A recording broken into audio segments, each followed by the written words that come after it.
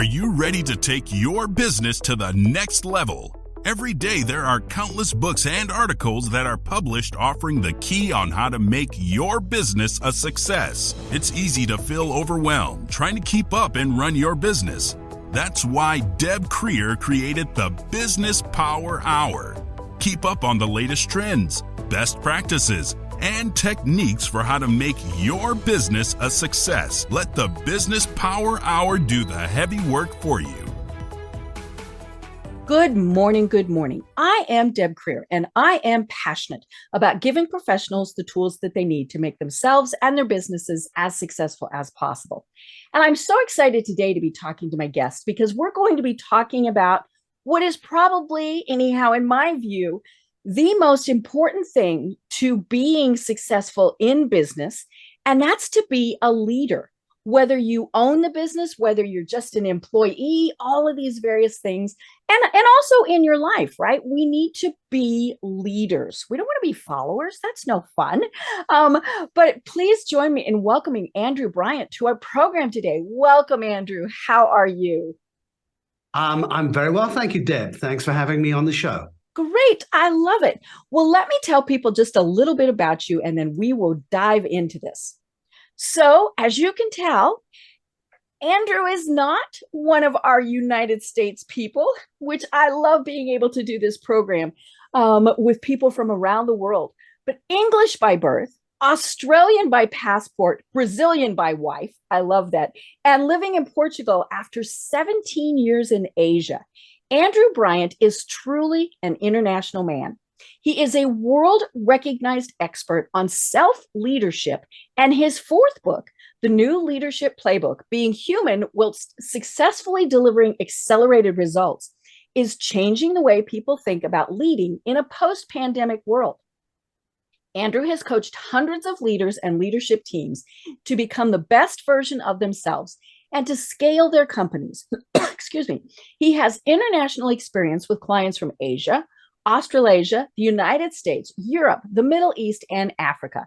Not only has Andrew worked across geographical locations and cultures, he has also transformed and developed leaders across industries, including airline, software and hardware companies, pharmaceutical, professional services, banking, finance, manufacturing, hospitality, and travel. Holy cow, I got tired just reading your bio.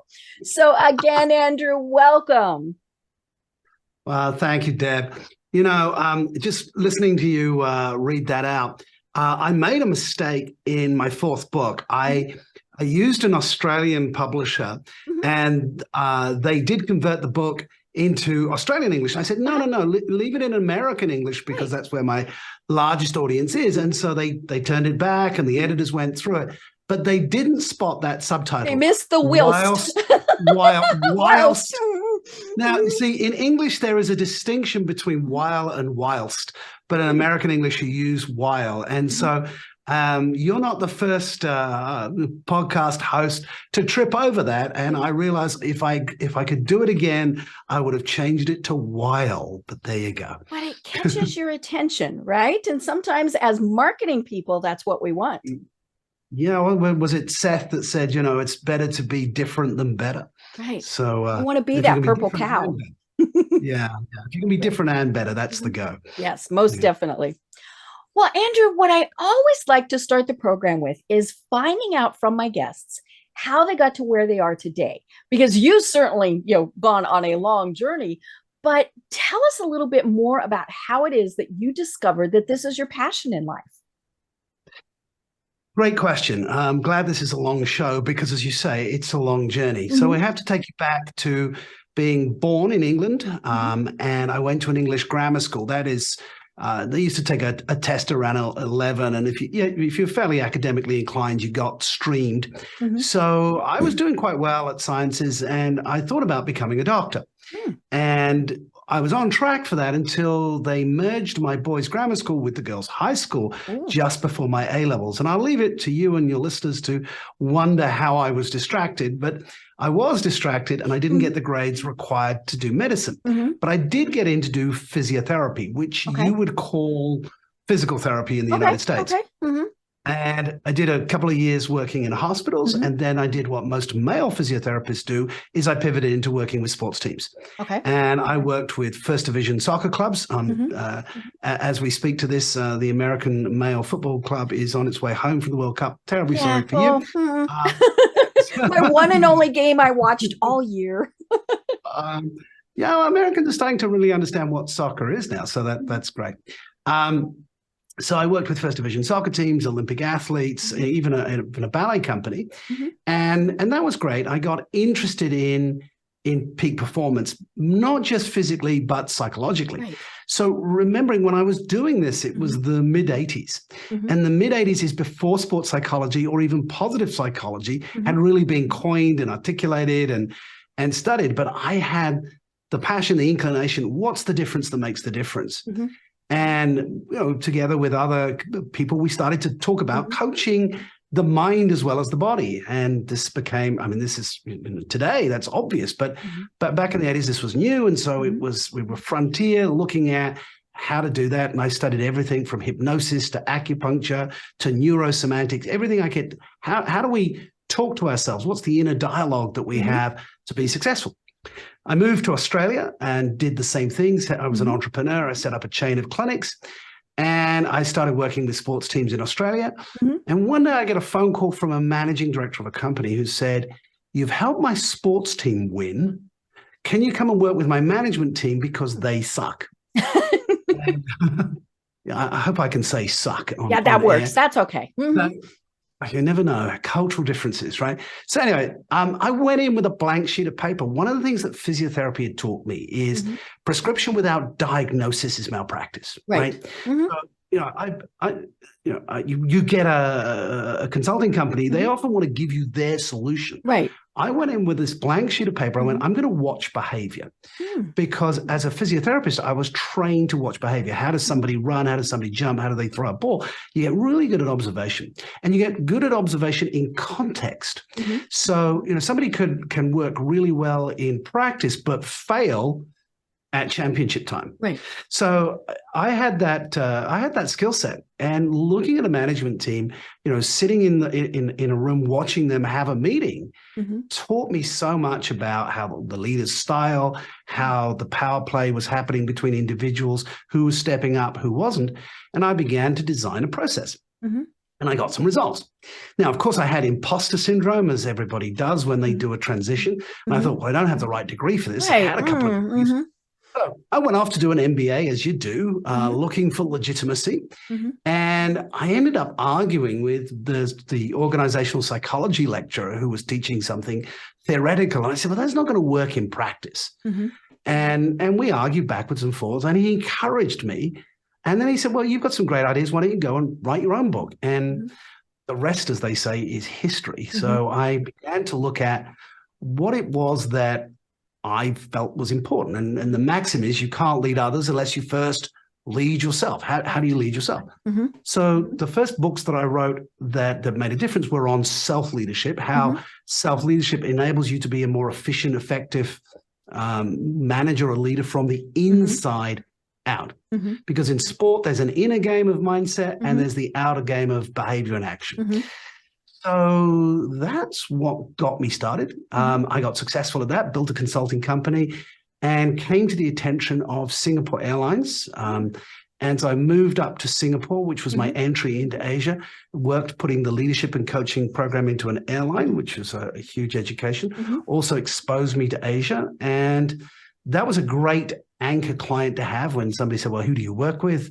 And you say, well, Singapore Airlines. And that was great. I don't know what the appropriate American corollary for that would be. But yeah, I'm working, subsequently I've worked with big American companies like Microsoft but that opened doors, and I built a successful business across Asia, coaching, facilitating, and continue to write books. The fourth book, which you mentioned, the New Leadership Playbook, was actually commissioned by an American company. I was working for a disruptive software company out of Silicon Valley. And I was coaching their managing director, and the chief people officer said, look, love what you've done for for our CEO and our executive leadership team, I want you to cascade that down through the organization. Can you write a book that our managers can use, like a playbook? And I went, a playbook. And now we have the American football reference. And so I started to look, what are the plays that they needed? She gave me some really great insights to the things they were struggling with. And I realized that they were conversations. And so I guess what we're going to talk about today really are the conversations that leaders need to have with their employees, with their followers, with their stakeholders, because that's what I talk about today. Paradoxically, I talk about a conversation. Right. I love it. And one of the things I was thinking as you were talking about this is, because you have worked in so many different cultures, do you find that there are differences in leadership? Obviously there's different styles just because of different cultures, but are there some fundamental things that are different, and more importantly, fundamental that are the same? Well, the short answer to that is yes. But we got an hour, so let's go longer. Firstly, let's look at, so when we look at leadership is always a process. So one of the things, and you haven't done it, so please don't do it, because the question that I kind of get asked and I choke over is, give us a great leader, give us an example of a great leader. And I go, you talk about that in your book. Leadership is always in context, right? So leadership is a three-legged, is an algorithm of three things, and a three-legged stool doesn't wobble. So you have the leader's style, the follower's motivation and skills, and the context or the environment. Right. So a story in the book is, if you and I were at 40,000 feet on an airplane and the oxygen mask did fall from the ceiling, if the captain comes out of the cockpit and says, ladies and gentlemen, clearly a bit of a problem, let's create some focus groups, get some buy-in. Let's study it. Let's study it. At this point, even the atheists are getting religion, right? So at this point, you want a very directive leadership style, because the environment is volatile and it's actually a crisis. And the people on the plane, the majority are not going to be able to fly a commercial airliner, and they might be very motivated to fly it, but they have no skills. So clearly an empowering consultative leadership style is wrong there. Now, if we go around the world, there are certain cultures that are much more participative. So if you go to Japan or you go to Sweden, all decisions are made collectively, right? Now, Sweden's an interesting one, because they have a very high level of autonomy and ownership, but they make decisions collectively. The Japanese, we know, can be frustrating to Westerners, that they take so long to make a decision, because everybody needs to be consulted. Now, in the United States, somebody will take ownership and say, okay, I'm making the decision. I'm going to make the decision. And you have examples of people making the decision for everybody. At the time of us recording this, Elon Musk is causing waves because, he's got a very, very direct He has style. his way. Yeah, he has. And so the question is, does he have flexibility? I actually wrote a post, a little bit of self-promotion of the new Leadership Playbook, that Elon is not using the new Leadership Playbook. He's not engaging people. He's not getting buy-in. He just fired 50%. Now, that's his right to do as the business owner. And I have my CEO clients who said, that makes a decision, makes sense financially. People were being overpaid. The management was not making the company profitable. He's coming in and clearing out the organization. I understand that. But he's also going to lose a lot of tacit IP from the organization. And, it's great to, streamline a company, but you want to do firstly an assessment. Who do I need to keep? Because if you lose the good people but keep the rubbish people, that's going to be a problem. Right. And he obviously saw that anyhow, the reports are when he realized, he did let go of some of the people that shouldn't have gone. And then he, of course, tried to hire them back. And in some cases, they said, sure, show me the money. And in other cases, they said, nope, I'm out the door. And so, if he had spent a month, however long, in just doing some basic evaluations and talking to team leaders and things like that, a good portion of probably what has happened might have been averted. It might have been. There's a book I read a long time ago by a U.S. Navy captain of the worst performing ship in the U.S. Navy. His name was Captain Michael Abrashoff, and he wrote a book called "It's Your Ship," and you have to be very careful how you say that. Yes. It's your ship. And to summarize his book, he basically took over the I think the USS something began with B. And he took over this ship, and from his XO down to the guy that cleaned the galley, he asked 3 questions. What do you like about working on this ship? What don't you like about working on this ship? And what would you change if you could? And he then, probably divided those up into, quick and easy versus long and difficult. And he addressed the quick and easies, and he got some wins and got the buy-in from his people. So the ship became much more efficient in a very short period of time, and went from the worst performing to the best performing ship by doing that assessment, by really approaching it from a human element rather than just a numbers on a spreadsheet kind of way of looking at it. Right. And I think many times what we see happen is, and maybe this is the case with Elon, maybe not. I mean, he's been successful, obviously. He's very successful. But I think in so many cases, we have someone who is in charge who doesn't have leadership skills. Whether they get promoted, whether they buy the company, whether they start a company. I mean, all of these various things.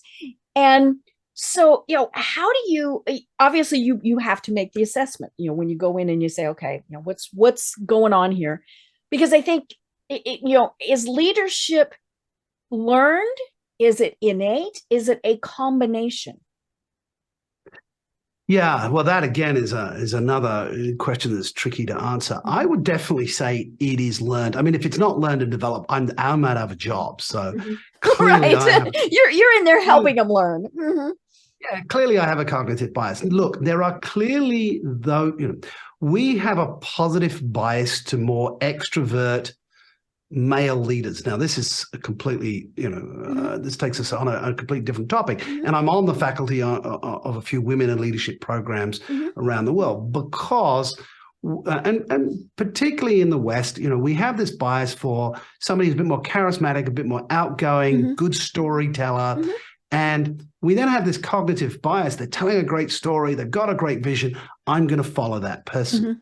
Whereas somebody who is more caring, more reflective, which tend to be more female characteristics stereotypically, we don't tend to give that as much weight. So the reality is we all have a leadership style, and you just need to go to a schoolyard playground, and you will see some kids are leading the games. Some kids are leading, the other kids to study or the other kids to play hooky, right? So leadership can be seen quite early in children. Whether those skills then transfer into a work environment is interesting. Some of the people that led playing hooky don't survive very well in a more rigid situation. So what we need to learn is self-awareness. And this is why my first couple of books are on self-leadership, is who am I, what's my narrative, and self-learning, which is, am I adjusting for that environment? So some people have great leadership skill in the right context. They fall into that space and they've got the charisma or the drive, and bang, off they go. But then they hit a wall. And we see this in organizations. People get quite high from being great at selling or great at finance or great at marketing. So they get promoted again. And there was a great book called The Leadership Pipeline that would say, you go from leading yourself, you go to leading others, then you go to leading others who lead others, and then you're at the strategic position. At some point, there has to be a learning. And I've coached a lot of people around the world who've come to me privately, not through their organization. So a lot of coaching is sponsored by the company. But people have come to me and said, hey, Andrew, can I pay you myself? Because I'm being passed over for promotion. I've got all this way up the ladder. I've got, I did the undergraduate degree, I did the master's degree, I did every course I could. I've delivered on my results. and I'm getting passed over, Mm-hmm. and people who I consider less competent are making it all the way to the C-suite. Mm-hmm. What am I missing? Right. Mm-hmm. Yeah. I think in some cases we've all felt like that. Yeah, yeah, absolutely. And the interesting thing is the thing that we're missing is often not, well, it's not taught at university, Mm-hmm. and it's not even particularly well articulated. Mm-hmm. It is the self-leadership, because the self-leadership allows us to move into executive presence, which I would define as the ability to project gravitas and confidence under pressure. Mm-hmm. And then once you've developed that, you can develop influence capital, which is getting buy-in so that you can leverage. And leaders are influential. Leadership is influence. It's getting people to say yes to your idea or to your actions. And so people need to transcend their strength and open themselves up to a new learning. How do I, here's a way of describing it. Leadership is a process of influence to maximize people's competency towards a group goal. Mm-hmm. How do we get people towards, and you can't do it off your own strength. Mm-hmm. And so a lot of people hit a wall because they go, if I just double down, if I just try harder, then it will work. And actually, it's kind of a soft touch that you then have to unlearn your hard skills and learn a soft touch. Mm-hmm. Right. You know, one of the things that we've seen now, I've been home office for 20 years. But so many people are still home officing because of the pandemic. It's worldwide, obviously here a lot in the United States. But one of the things that I have started seeing many people talking about is the fact that because they don't have that in-person contact, they're getting passed over for promotions and things. So they're not there to toot their own horn. They're not there to say, hey, Andrew, what'd you think about the soccer game yesterday? All of those various things that might get somebody noticed. So how do we do some of those things in this post-pandemic world?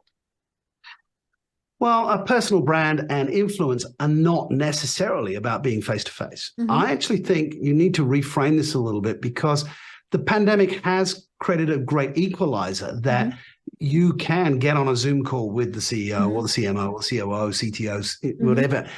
You can actually get on those calls and you can overcome geography. I mean, I remember working with Microsoft in Asia, and if an idea had not come from head office, it didn't have the same weight, right? And I remember developing some programs in Asia that we were pushing back to head office, and then we go, well, it didn't get invented here.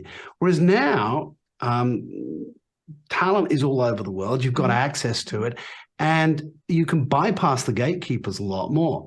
So you can still publish your thought leadership. LinkedIn is a huge platform for writing an article and then circulating that article, liking your boss's article, commenting on your boss's article.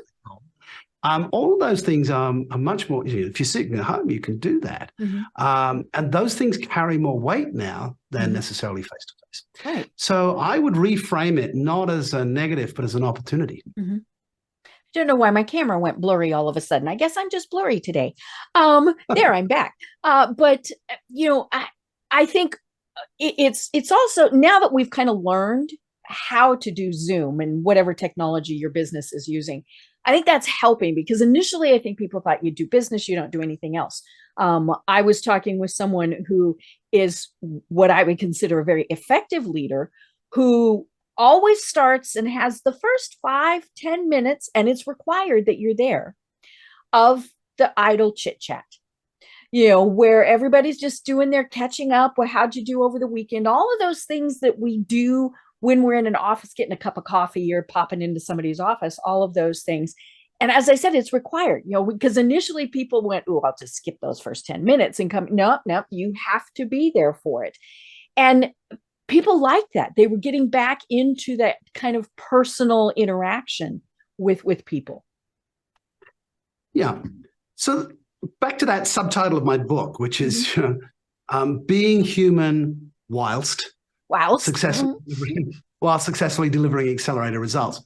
Look, if you don't deliver results, your tenure within the organization is limited. Right. But if you aren't human engaged people, you're not going to get those results. Therefore, your tenure in the organization is going to be limited. The early stages of the pandemic, I was on a coaching call with a CEO who was figuratively in the fetal position because his whole runway of his plan for the year had just been blown up. And I said, "What are you doing?" He said, "Well, it's about my plans and what I was going to achieve." And I said, "No, it's not. It's you're the CEO. You need to reach out to your people." And so he did that. He pivoted and he got on the phone. He got on Zoom calls with people and said, "How are you going? How's the family? What can we do to support?" And that company had a back office in India, and they were sending oxygen machines, the respirators, to people that then could be used for families. Now, imagine the buy-in and the loyalty that company got. So as soon as things started to open up, they had 3 record quarters, right? So it feels, idle chit chat feels slow, and yet it is so important. It's the glue that binds us together. And you can actually have focused. I have I use Calendly as a scheduling tool, and there are many out there. And I have a scheduling set up for 30-minute virtual coffee. And anybody that I connect with, in fact, I have an electronic business card which has got an RFID chip. When I tap it on somebody's phone, they don't just get my phone number, my WhatsApp, my website. They actually have got access to me for a 30-minute coffee. Right? Now, very few people use it. People don't notice it. But when I say, "Hey, let's just have a virtual coffee," and I save so much time getting the car, driving, parking, going in, putting shoes on, like I said. Yeah, absolutely. And it's my preference for a first meeting now, because if I've got to get in the car, drive in, park the car, go have a coffee, it might be a good meeting, it might not, but it's usually a minimum. An hour seems like the minimum, whereas a 30-minute virtual coffee lets me know, hey, there's some chemistry here, there's some shared ideas. Let's now move to an in-person meeting, and I will put my pants on and my shoes on and go in and make it worthwhile.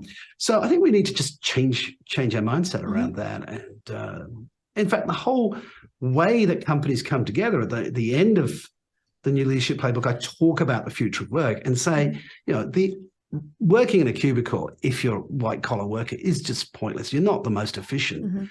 Coming together, virtual spaces, real working spaces where organizations are hiring, the WeWork, were before their time in some ways and shape, hiring WeWork office, and then having designated facilitation time where people are all coming together to do creative brainstorming, and you've got somebody who's facilitating the best, everybody being in the best state, being creative. That's much more productive than somebody leaning over your cubicle. Right, poking at your computer screen, all those things. And one of the other things that I saw some companies do, my husband's company does this during the pandemic. Obviously, when you could not go out and about, they didn't. Here in Georgia, things opened up really quickly. But the company realized that it was kind of those extra things. And so as soon as possible, they started having their volunteer days again, where, a team, a department, whoever would do, and it was an outside thing. They did food kitchen. They did, one of the times they went to a veteran's house whose yard had just gotten so overrun with weeds, he was not able to take care of it, and he was about to be evicted just because of that. And so they went and they cleaned his property, they painted, they did all sorts of things. And so doing those, what we fondly call team building exercises, was a great way for them to reconnect. And I'm sure, there was a little bit of business talk in there, but it was back to that interpersonal type of communication and things like that. And I love that. I thought that was such a great idea to be doing. Yeah, I share a little bit of a case study in the book, but I'm going to give you the full version here. When I was living in Singapore, I got a call from a global bank. And they said, "Andrew, we'd like you to come in and talk about, leadership development." And I'm like, "Yeah, new client, global. This is one of my kids' university." Yeah, you went ka-ching. Ka-ching. Now that's the way to say it, right? Yeah. But I was putting I've really got it. Yeah, you got it. Yeah. Okay, ka-ching. So Anyway, off I go for the meeting, and they say, actually, this is a bit different. And I said, how's it different? They said, we're not interested in you working with our directors. We've partnered with a charity for at-risk and disadvantaged teenagers, but we're using our managers as mentors, and the program is failing because we kind of got outward bound people, and the kids are not paying attention, and our mentors are not able to connect with the kids. Right. We thought you would be the perfect person. Well, thank you for the faith. And I had that cognitive bias, how hard could it be, right? I've got teenagers. Well, it was a little bit harder than I thought. The first session, the kids were looking at the floor, the mentors were looking at the floor. But thankfully, I've been doing this for, at that point, by 20 years. I'm very comfortable in front of an audience. I know how to pivot on a dime, as you would say in the US. And so I started telling more stories. I played some more games with the kids. And then I pulled the mentors aside and they said, well, this is what you need to do to connect with them. Anyway, the program ran for about 6 sessions. And at the end, it was amazing. These kids had gone from looking at the floor to being able to give a 2-minute speech. And they told about their vulnerability. And frankly, I cried. Anyway, the next year I get a phone call from this bank and they said, hey, Andrew, we'd like to do 10 sessions this year. Wow. And I said, look, I'm really busy. And they said, well, we'll pay your full fee. And I said, okay, I'm a little less busy. Yes, I can do this now. And I said, but I'm curious, that's a significant investment. How come? And they said, well, we get a credit for corporate social responsibility. We get a tax break from that. We got a ton of positive PR, which is worth a fortune to us. But most importantly, the managers that you helped to connect with the kids, when they came back to work, they were better managers, and every single one of them has been promoted. It's been our best leadership program to date. Now, isn't that a powerful message? That when we take the focus off ourselves, when we have the attitude of gratitude, as it were, then we develop ourselves. So soup kitchen, cleaning up a veteran's yard, we become leaders not when we're looking for the power ourselves, but when we're serving our constituents. Right. And it really is the best leaders are raising other people up. You talk in your book about the difference between working for shareholders and working for stakeholders, because of course, stakeholders gets everybody under that umbrella. We all joke, we have the saying here in the States, happy wife, happy life. It's the same thing. I think that's universal. It should be, right? And I'm sure your wife would agree with that. That when we have happy employees, that's what's really going to trickle out, and maybe not trickle. I mean, it might be a big flow to really make sure that everybody is happy. Because it starts metaphorically at home. Okay, can I agree and give a distinction to that? Sure. Because happiness is very hard to measure that. No, and actually, it's interesting. A friend of mine did his PhD on this, and he really struggled around it. And the research was very ambiguous. It didn't show that happy employees were more productive, but it did find that more engaged employees. Now, you might think that happiness and engagement are interchangeable, but they're not necessarily, because sometimes we get really productive when we're frustrated about something, right? I don't know about you. Sometimes something I'm going to fix this. Got to fix this. And there's, the great story about Uber. Uber was not started by 2 people who were passionate about transportation. It was started by 2 people who were massively frustrated that they came out of a conference in Paris and they couldn't get a cab. And I went, how hard could it be? And then they worked very hard at it. So we as human beings are meaning-making machines. We make meaning out of things, right? And if we don't feel like our work has meaning and significance, then we're not going to give it our best. So I think we are happier when we're engaged, and I think that there's a corollary there. But it's all about getting your teeth into something, feeling that ownership and the buy-in.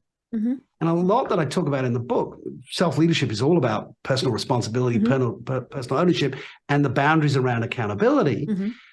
I believe, and it's, I've talked to a lot of people around this, that we all got a lick of the ice cream, is what we'd say in Australia.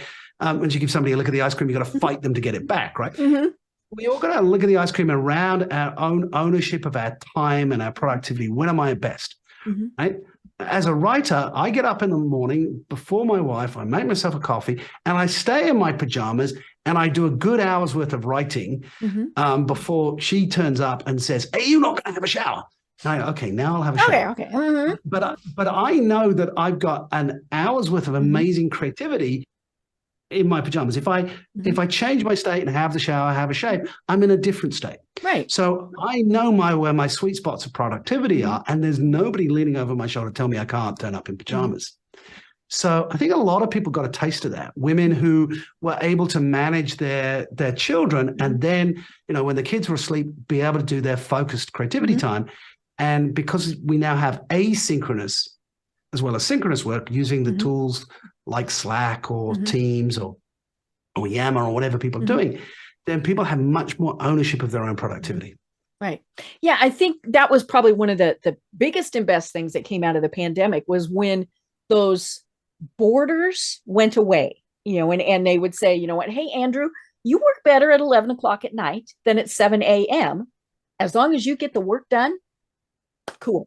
Clearly there still has to be some structure, and there are certainly people who work better with more structure. They still need to be told, we want you there 8 to 5, whatever. But that's where a good leader figures that out and knows, okay, and not only that, knows, okay, this is how I best communicate with them. They like text messages, they like voice messages, they like, a quick little video, all of those things. And which is obviously more work. But that's where the leader goes, it's worth it. Well, and this is why in the Leadership Playbook or the new Leadership Playbook, there are 12 conversations. And the why conversation, why this piece of work is important, so people are engaged. And then the feedback, the monitoring conversations. And because it's a conversation, because you're not just broadcasting, here's what I want, and you're having a conversation, then you're discovering those communication preferences. And again, I might challenge you about whether it is more work, right? Spending some time getting some clarification around the best way to communicate. It's going to work better in the long run. It is. Well, don't the US Navy SEALs have a maxim? Slow is smooth, smooth is fast, right? Slowly do your preparation and then you can go fast. And a lot of the research has shown, even after 2 years of the pandemic, leaders are still much more comfortable broadcasting than they are having a conversation. And in fact, on the online medium, I spoke to somebody whose research showed that only 8% of leaders are dialoguing on the internal software platforms like Yammer or Teams. They're saying, here's what we're going to do, rather than engaging people and finding what are their needs. So the conversation is the key to leadership, and listening and responding appropriately to move everybody towards the achievement of group goals or objectives. Right.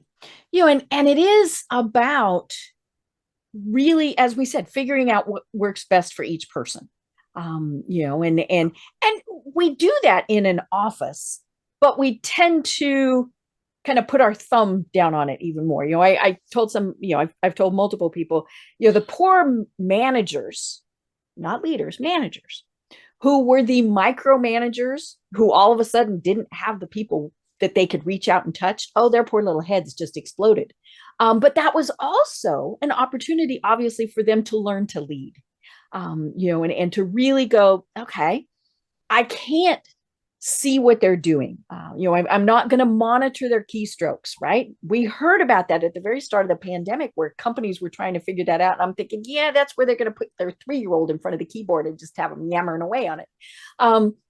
But the old monkey can write a book type of thing, right? So it was the pandemic definitely forced people in many cases to learn and to change their styles. Yeah, I mean, I think, we could take this even to brain chemistry, right? We all know about the dopamine hit, right? So micromanaging gives you a dopamine hit. Right. Oh, yeah. When you got to be that little power person, wee. Yeah. Yeah. I've led volunteer organizations, and you really know that you are leading if you can get volunteers to be productive, right? Because you don't when people aren't paid to do it. Yeah. When you don't have the power to say, do it or you're fired, you really have to tap into the why, the objective. And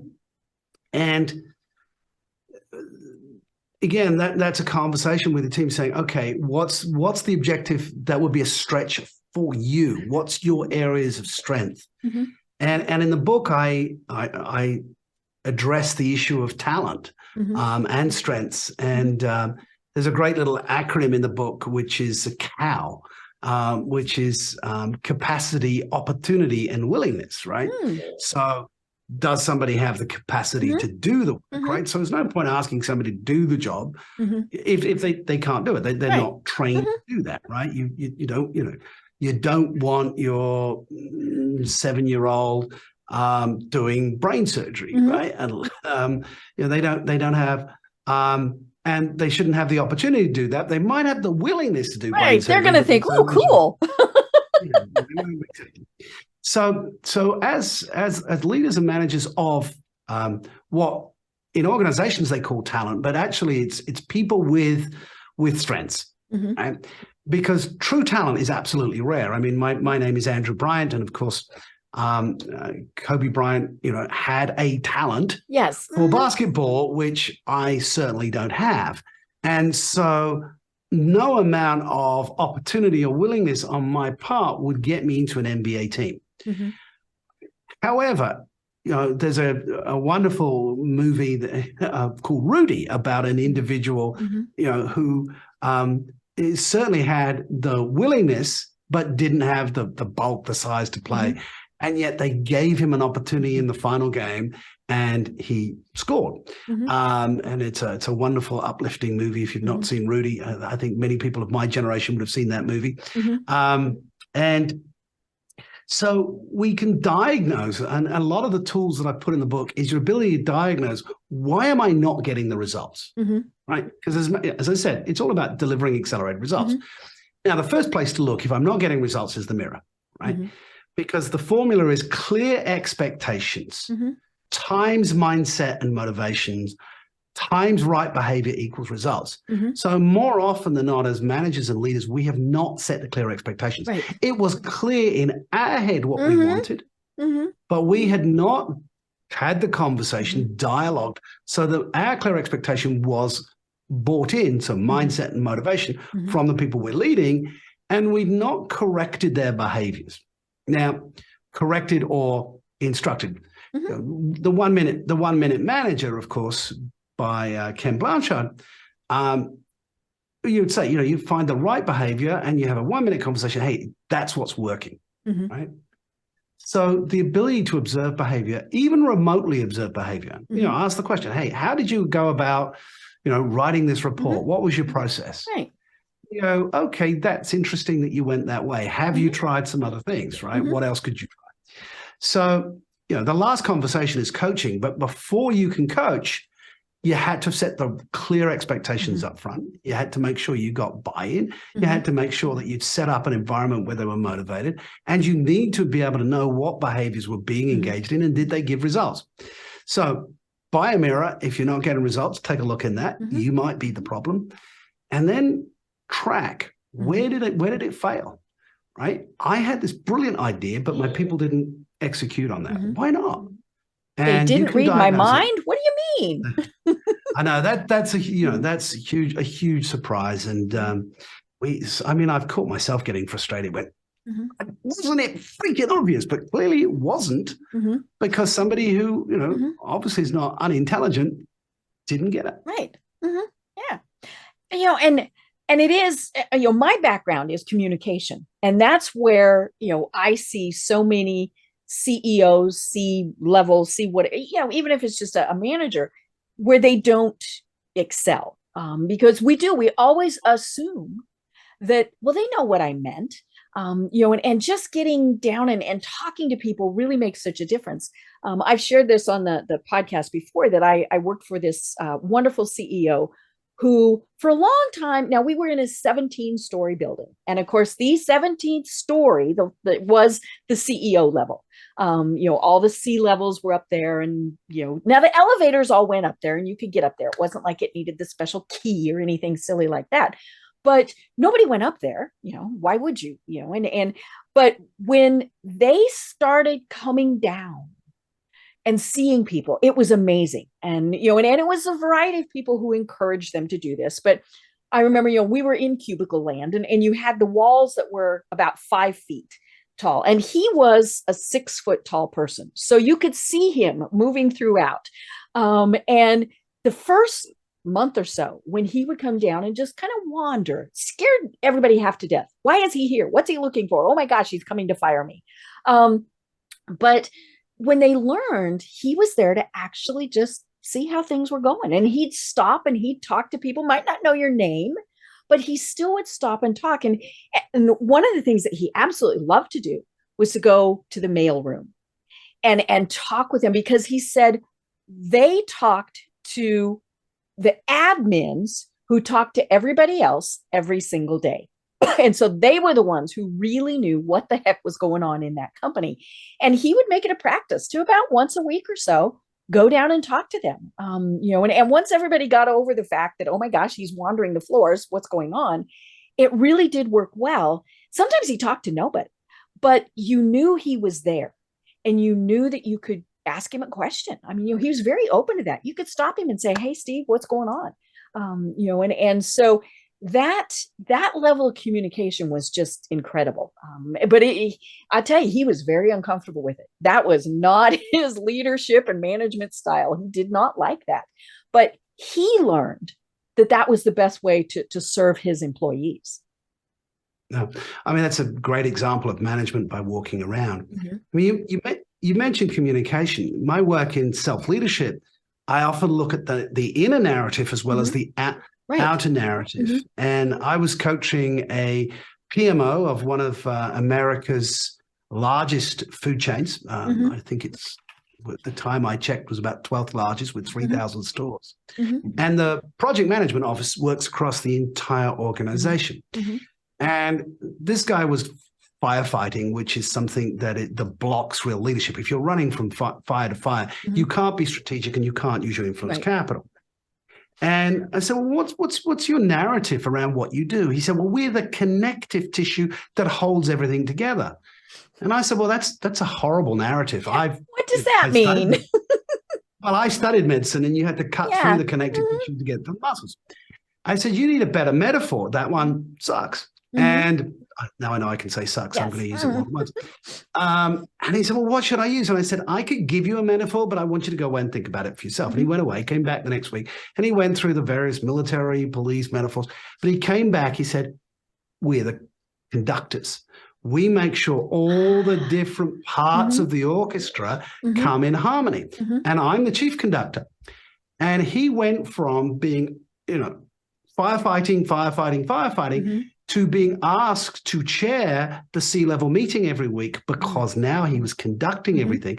And he went from obscurity to influence within his organization. Bingo. An example many years ago of somebody whose narrative was terrible for engagement was an international lawyer who had missed out on becoming an equity partner. Now, that would be worth £1 million a year guaranteed income. Why did he miss out? Because he was referring to his senior associates as units of production. Oh, now that goes over well. Yes. Well, and so that cost him a large amount of money because he didn't get promoted to equity partner. But imagine what it was costing the company, what that narrative, those associates were turning over, joining other firms, the cost of acquiring an associate, training an associate. So this is why he couldn't make it to the equivalent of C-suite in a law firm. And so I helped him to change his inner narrative and see how he considered his people and what his role was. So yes, there's the external communication. You're absolutely right. Mm-hmm. But a lot of the transformation happens when leaders change their inner narrative. And to, I'm the boss, you should follow me, to, hey, I'm maybe the metaphor is I'm a catalyst. I make sure, all the chemicals connect. It doesn't matter as long as it's effective for you. Right. And obviously we see that in sports. Football probably being one of the most prominent, where you've got the quarterback. If the quarterback isn't leading, then nothing's going to take place. And clearly we see good quarterbacks and bad quarterbacks. But I am from Colorado, so I grew up with John Elway, and then transitioned that into Peyton Manning, right? And I've been to his. All I can say is I've been to his restaurant in Denver. Oh, you've been to Elway's, yep. And or people now say, oh, we bought cars from there, but they had different styles, but especially Peyton Manning was very much into the team, and really making sure that everyone felt valued. I remember, hearing, we had already moved to Atlanta when he became the quarterback, but, still very well connected with folks out there. And I remember hearing a story that when he first moved to Denver from Indianapolis, he was living at the corporate headquarters, the team facility. It just, his wife still had their kids in school, blah, blah, blah, and so he was just living there, and it just made it easier than getting an apartment and all that. And one of the things that he had them do was make a notebook that had the picture and a bio and all sorts of information on every single employee, any person who got a paycheck for them. And he said, he wants to know that he can walk in and talk to the general manager and the person cleaning the floors and treat them the same. And, and he said, more importantly, that person cleaning the floors might actually be the person who knows what we should be doing. And he very much was that style of leader. And it clearly showed, with the fact that he was very successful. Yeah. Well, I worked for the CEO of a company called DSO National Laboratories, who build weapon systems. And the CEO said, nobody has a monopoly on a good idea. And it was a great narrative, because it meant that the new grad could have an idea that somebody had been working on a project for 20 years to solve something, may just have a breakthrough. Now, it's more likely that the guy that's been doing it for 20 years has some background, but sometimes just, the fresh. I mentioned that I worked with Singapore Airlines. It was my first big client in Asia, and I traveled around the world with one of their VPs, going to the various locations and training the staff. And she would tell the story about the time she turned up to the lounge, and you know how they have the cutout of the hostess out, and all the various lounges have different airlines have the same thing. In Singapore Airlines, they have an iconic hostess wearing the kebaya, the traditional dress. And the cardboard cutout had obviously fallen over at some point. And you know what cardboard's like when it folds. And so the hostess's neck had been had been broken and then repaired with sticky tape, right? And they turned up, this VP had turned up to this office and, had a conniption, because what is that? What's that narrative? Planes are held, if we're holding everything together with duct tape. Everything's held together with duct tape. And she's like, can you not see that? So sometimes we need to see things with a fresh pair of eyes. I love getting reverse mentoring. I have a 17-year-old son, and I'm reworking my website, selfleadership.com, if you want to find out more about what I'm doing. And he took a look at that and he said, it sucks, because he looked at it from a 17-year-old. And he has like all 17-year-olds, a little bit of a short attention span. He said, it takes you too long to get to the point. You need to move this up here. You need to do this. This video is it's more than a minute. It has to go. And it was great getting the reverse mentoring from my 17-year-old son, as much as it hurt to be told, my life's work sucked, but I paid attention because nobody has a monopoly on a good idea. Right. And I mean, just the fact that you asked him and then valued his opinion, that was so good for him. I mean, and I think that's the other thing that so many times people forget is really doesn't take a lot to raise someone else up. And to be that mentor, to be that coach. It would have been easy for you to have, first of all, not even asked him, but more importantly, if you had said, well, that's a stupid idea, you don't know anything, he never would have helped you again. But yeah, I mean, it really doesn't take much to add value to somebody. And I think that's probably one of the biggest things that we see true leaders do is they show respect and they make other people feel valued. Oh, I couldn't agree more. No, I use in my keynote speeches, which I do around the world, I use my kids as examples. Mm-hmm. And during the pandemic, I was separated from my daughter. And so we stayed connected by playing Minecraft together. Mm-hmm. And because instead of saying, how's your day? Yeah, mm-hmm. fine. Yeah, we play together and it created a conversation, meet people where they're at. Mm-hmm. And I wanted to, I don't know whether you understand Minecraft, but I needed my armor enchanted. And I said, hey, can you enchant this armor for me? Mm-hmm. And she said, I could, but then you wouldn't learn anything. And I'm like, I was so proud because she sat through some of my speeches and lectures and she knows all about ownership and self-leadership.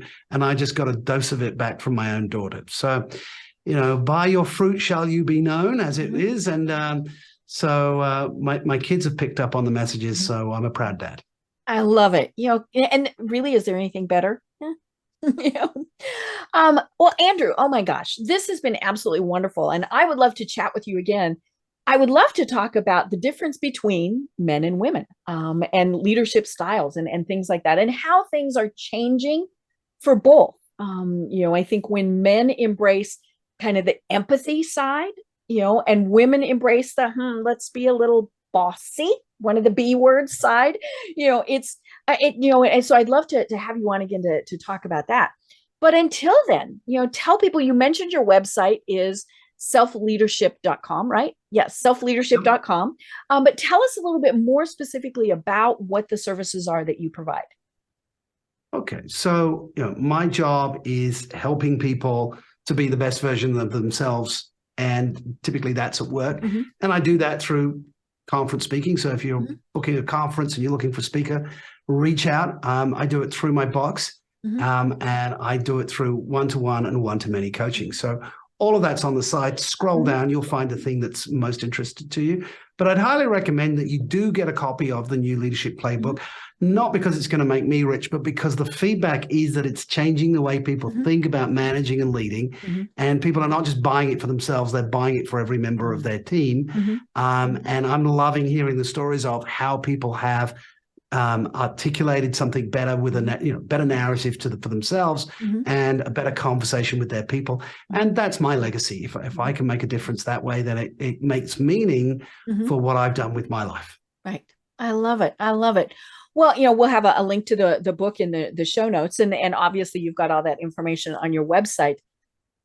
Andrew, as I said, this has been a great conversation and one that I think must be had repeatedly because whether we're physically in an office, whether we're remote, whether we're working with volunteers, all those things, leadership is what's going to make them successful. And so I love talking about this. So I can't wait to have you on again. Until then, do you have any final thoughts that you want to leave everyone with? I never plan this. I always hope it comes to me at the end of the session, right? So, the maxim is, you can't lead others unless you first lead yourself. That's the key to self-leadership. But I've been talking a lot today with you about conversations. And I think there's a conversation we all should be having with somebody that we're not having. And as you reflect at the end of this, what's the conversation you need to have with somebody that you haven't had? Because if you go and do that this week, it'll change your life. Oh my gosh, I love it. I love it. So much fun. I always love the final thoughts. Those are, are always such pearls of wisdom. Well, I am Deb Creer. I've been having an absolutely delightful conversation all the way from Portugal. Love technology, right? With Andrew Bryant. And until next time, everyone have a great day. Tune in for our next program for even more trends, best practices, and techniques for how to make your business a success. The Business Power Hour, hosted by Deb Creer, is proud to be part of the C-Suite Network.